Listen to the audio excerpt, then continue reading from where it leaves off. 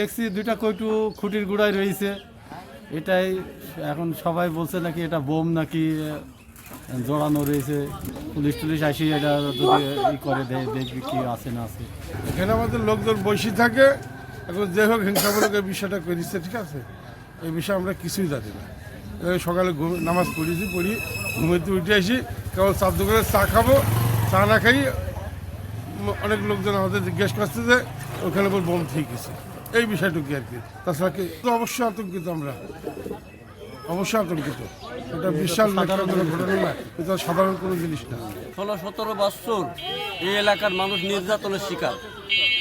এখন 5ই আগস্টের পরে একটু শান্তি স্বস্তি ফিরে এসেছে এলাকায়।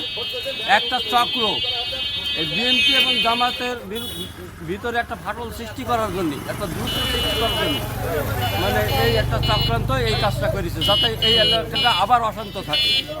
এটাই আমার ধারণা আর কি। আতঙ্কিত যে এলাকায় আবার কিছু হয় কিনা। একটা চক্র তো সবসময় চাই শান্তি শিষ্ট, তারা চায় না। তারা এই এলাকায় কোনো মানে এইরকম অরাজকতা সৃষ্টি হলে, মানে মারামারি জঙ্গল ফেতনা ফেসাদ শুরু হলে তাদের তো লাভ। তারা এই একটা চক্র এই কাজ করে।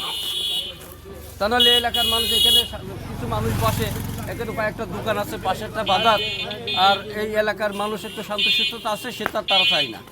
এটা একটা দুষ্কৃতী দল আছে যারা এই কাজগুলো, মানে তারা এই কাজটা করতে হলে তাদের সুবিধা হয়।